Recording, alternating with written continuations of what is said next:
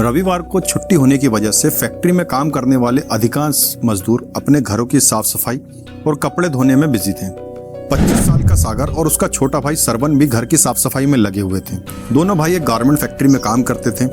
शाम करीब 5 बजे अपना सारा काम निपटा लेने के बाद सरवन कमरे में आराम कर रहा था तो उसका भाई सागर छत पर हवा खाने के लिए चले गया।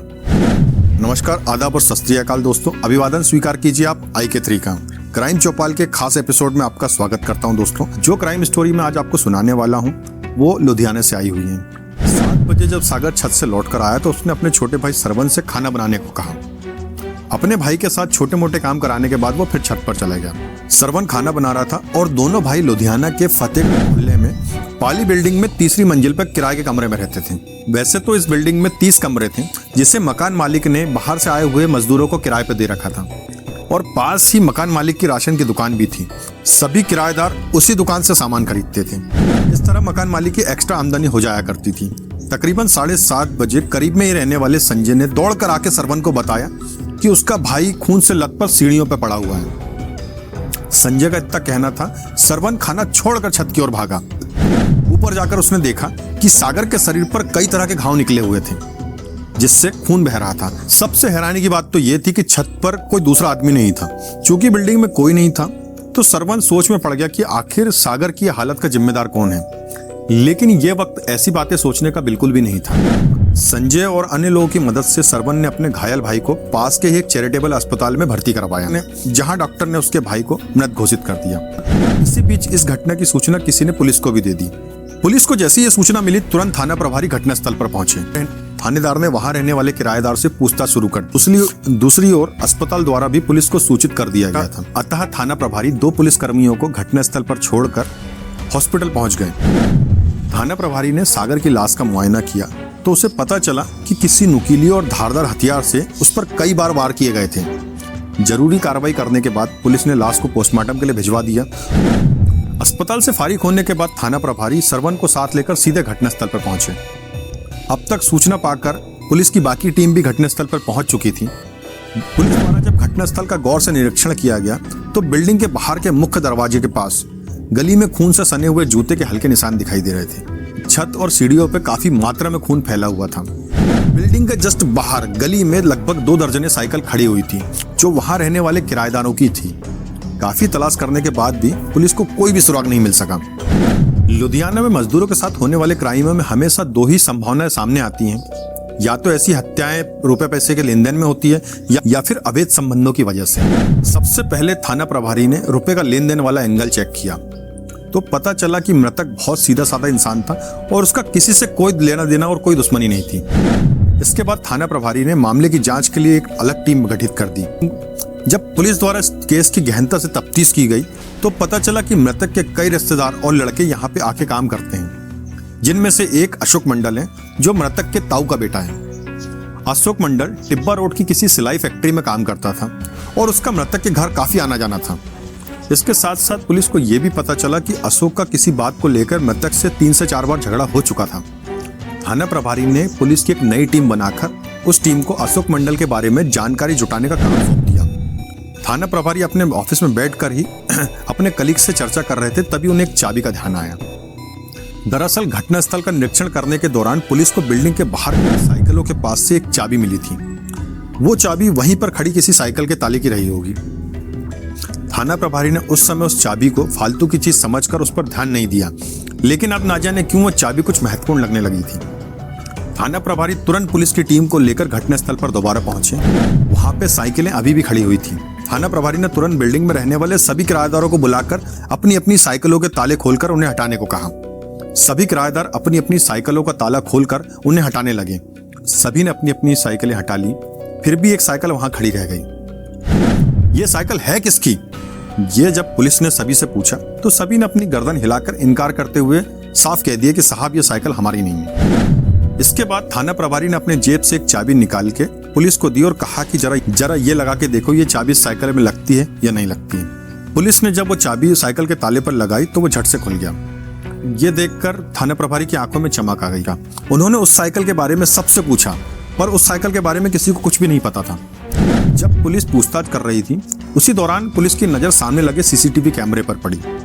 पुलिस ने कैमरे की तुरंत फुटेज निकलवा के चेक कराया तो पता लगा कि घटना वाले दिन शाम को करीब 6:45 बजे एक युवक वहां साइकिल खड़ी करके पाली वाली बिल्डिंग में गया था और इसके लगभग 25 मिनट बाद वही युवक घबराता हुआ तेजी से बिल्डिंग के बाहर आया और साइकिल से टकराकर नीचे गिर गया और वो फिर झट से उठा और साइकिल को लिए बगैर ही वहां से भाग गया।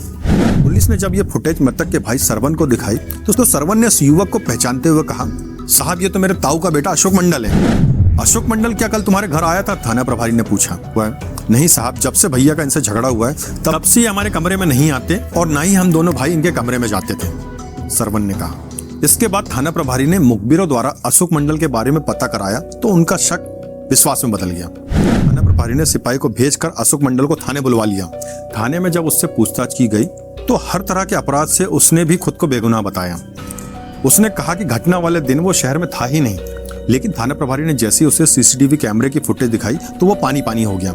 आखिर उसने सागर की हत्या का अपना अपराध कबूल कर लिया। उसका बयान लेकर पुलिस ने उसे सक्षम न्यायालय में पेश करके 2 दिन के लिए पुलिस रिमांड पर लिया। पुलिस रिमांड के दौरान अशोक मंडल से पूछताछ में सागर की हत्या की जो कहानी सामने आई है वो अवैध संबंधों में रची बसी थी। अशोक मंडल मूल रूप से बिहार के अररिया गांव में रहने वाला था। 1 साल पहले वो काम की तलाश में लुधियाना आया। जल्दी से लुधियाने में उसका काम भी जम गया था। वो एक्सपोर्ट फैक्ट्री में ठेके लेकर सिलाई का काम करवाता था। उससे जब भी काम करने वाले की जरूरत पड़ती तो वो गांव से अपने दोस्तों, भाइयों को और चचेरे भाइयों को बुलवा लेता था। क्योंकि उसके गांव के सारे लड़के सिलाई का काम जानते थे, इसलिए उन सभी को उसने काम पे रख लिया था। अन्य लोगों को रहने के लिए अशोक ने अलग अलग कमरे लेकर दे रखे थे, पर सागर को उसने अपने कमरे में ही रख लिया था। अशोक शादीशुदा था। कुछ महीनों बाद उसे जब रोटी पानी की दिक्कत हुई तो अशोक अपने गांव से अपनी पत्नी राधा को लुधियाने ले आया। राधा एक बच्चे की माँ थी। उसके आने से घर में खाना बनाने की दिक्कत टोटल खत्म हो गई। सभी भाई डट कर काम करने लगे। इसी बीच सागर ने अपने छोटे भाई सरवन को भी लुधियाना बुला लिया था। देवर भाभी होने के नाते सागर और राधा के बीच हंसी मजाक होती रहती थी, जिस पर अशोक ने कभी भी बुरा नहीं माना। पर देवर भाभी का हंसी मजाक कब सीमाएं लांघ गया, इसकी भनक अशोक को नहीं लग सकी। दोनों के बीच अवैध संबंध बन गए थे। सागर कभी बीमारी के बहाने तो किसी और काम के बहाने घर पर रुकने लगा। चूंकि अशोक ठेकेदार था, इसलिए उसे अपने सभी स्टाफ को संभालने के लिए फैक्ट्री में जाना पड़ता था। इसी वजह से अशोक कभी कभी रात को भी कमरे पर नहीं आ पाता था। बस ऐसे में क्या था, देवर भाभी की मौज थी। लेकिन इस तरह के काम ज्यादा दिन तक के नहीं छिपे रहते। अशोक ने एक दिन दोनों को आपत्तिजनक स्थिति में देख लिया।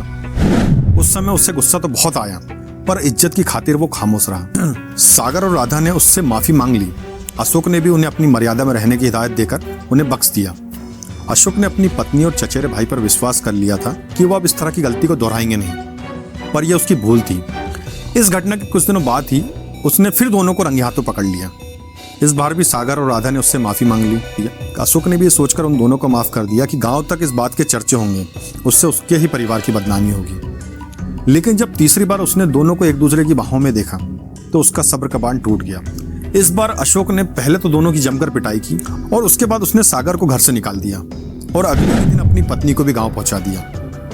अशोक से अलग होने के बाद सागर ने अपने छोटे भाई सरवन को लेकर पाली बिल्डिंग में किराए का मकान ले लिया। वो गांधीनगर स्थित एक फैक्ट्री में काम करता और बाद में उसी फैक्ट्री में सिलाई का ठेका भी लेने लग गया। वहीं पर उसका छोटा भाई सरवन भी काम करने लगा। सागर को घर से निकालकर और पत्नी को गांव में पहुंचाकर अशोक ने सोचा कि बात यहीं पे खत्म हो गई है, पर बात तो अभी शुरू हुई थी।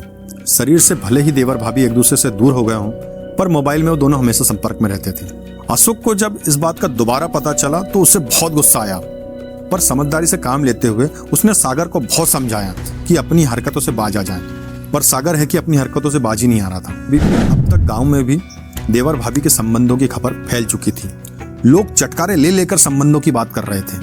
गांव में भी अशोक के घर वालों की बदनामी हो रही थी। इससे अशोक बहुत परेशान रहने लगा। वो सागर को एक बार फिर से समझाना चाहता था। 9 अप्रैल 2017 की शाम को जब उसने फोन लगाकर सागर से यह पूछा कि तू कहाँ है इस समय, तो सागर ने उसे बताया कि मैं अपने घर की छत पर हूँ। अशोक अपने कमरे से साइकिल लेकर सागर को समझाने के लिए निकल पड़ा। नीचे स्टैंड पर साइकिल खड़ी करके उसने ताला लगाया और सीधे छत पर पहुंचा। इत्तेफाक से उस समय सागर अशोक की बीवी से बात कर रहा था। उसकी पीठ अशोक की तरफ थी। सागर ने राधा से अश्लील बातें करना शुरू कर दिया। सागर राधा से अश्लील बातें करने में इतना लीन हो गया था कि उसे अशोक के आने की खबर ही नहीं लग पाई। अशोक गया तो था सागर को समझाने के लिए, पर अपनी पत्नी से फोन पर अश्लील बातें करते हुए उससे सुनकर उसका खून खौल उठा। वो चुपचाप नीचे आया और बाजार से सब्जी काटने वाला चाकू खरीदकर सागर के पास पहुंच गया। कुछ करने से पहले वो एक बार सागर से बात जरूर करना चाहता था। उसने सागर को समझाने की कोशिश की। सागर उल्टा उसकी बीवी के बारे में उल्टा सीधा बोलने लगा। फिर क्या, अशोक की बर्दाश्त करने की क्षमता खत्म हो गई थी। उसने सारे रिश्ते नाते भूलकर साथ लाए चाकू से सागर पर ताबड़तोड़ वार करना शुरू कर दिए। वार इतने घातक थे कि सागर लहूलुहान होकर सीढ़ियों पर गिर पड़ा। सागर के सीढ़ियों पर गिरते ही अशोक घबरा गया, क्योंकि वो कोई पेशेवर अपराधी तो था नहीं। उसी घबराहट में वो अपनी साइकिल उठाए बिना ही वहां से भाग गया। रिमांड अवधि के दौरान पुलिस ने अशोक से वो चाकू भी बरामद कर लिया जिससे उसने सागर का कत्ल किया था। जब पुलिस की रिमांड की अवधि खत्म हो गई तो उसे दोबारा अदालत में पेश किया गया, जहां से उसे न्यायिक हिरासत में जेल भेज दिया। तो ये थी क्राइम चौपाल की एक खास कहानी। वीडियो अगर आपको पसंद आता है तो प्लीज़ इस वीडियो को लाइक करने के साथ ही साथ आप चैनल को सब्सक्राइब भी कीजिए। हमेशा की तरह मेरा एक बार और निवेदन रहेगा आपसे कि आप जिस भी क्षेत्र से, जिस भी देश से, जिस भी शहर से इस वीडियो को देख रहे हैं तो प्लीज़ कमेंट बॉक्स पे अपने शहर का नाम ज़रूर लिखें, ताकि मैं आने वाले वीडियो में आपको ज़रूर याद कर सकूँ। तो आपका दोस्त, आपका होस्ट IK3 अपने शब्दों को विराम देता है दोस्तों, और मिलता है बहुत जल्दी नई कहानी के साथ। तब तक अपना ध्यान रखिए। जय हिंद, जय भारत।